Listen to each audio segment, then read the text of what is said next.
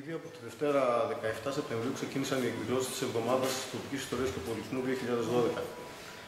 Φέτος διοργανώνουμε η Εταιρεία Μελετών Ιστορίας και Πολιτισμού Νομού Μαθιάς για δεύτερη συνεχή χρονιά την Εβδομάδα Τοπικής Ιστορίας και Πολιτισμού, στην οποία περιλαμβάνονται εκδηλώσεις οι οποίες προβάλλουν την τοπική ιστορία και τον πολιτισμό της Μαθίας. Η πρώτη εκδήλωση έγινε τη Δευτέρα 17 Σεπτεμβρίου και ήταν αφιερωμένη στα 90 χρόνια από την Μικρασιατική καταστροφή. Στην εκδήλωση προβλήθηκε βίντεο, το οποίο περιλαμβάνονταν μαρτυρίες προσφύγων, οι οποίοι έζησαν την ανταλλαγή των πληθυσμών το έτος 1924.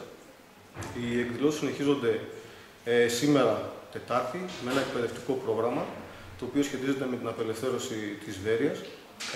Στη συνέχεια ακολουθεί μουσική εκδήλωση αύριο Πέμπτη στις 9 το βράδυ στο Λαογραφικό Μουσείο της Βέρειας στο Αρχαιολογικό Σαράφογλου, κατά την οποία θα παρουσιαστούν παραδοσιακά τραγούδια της Βέρειας, συνδεθημένα από έναν βεριώτη λόγιο και μουσικό, τον Κωνσταντίνο Βαφίδη. Μία άγνωστη προσωπικότητα, για την οποία όσοι έχουν την ευκαιρία να παρακολουθούν την εκδήλωση θα μάθουν αρκετά βιογραφικά στοιχεία, καθώς και θα έχουν την ευκαιρία να παρακολουθούν και μέρος του καλλιτεχνικού του έργου.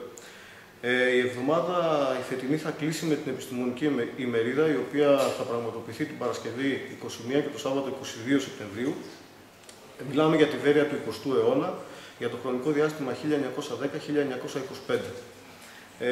Στη διάρκεια της ημερίδας θα έχουμε την ευκαιρία να παρακολουθήσουμε επιστημονικές εισηγήσεις, οι οποίες θα αφορούν την απελευθέρωση της Βέρειας και άλλα γεγονότα σημαντικά, τα οποία πραγματοποιήθηκαν στη χρονική περίοδο 1910-1925, μια ιδιαίτερα κρίσιμη περίοδο για την νεότερη ιστορία του τόπου μας.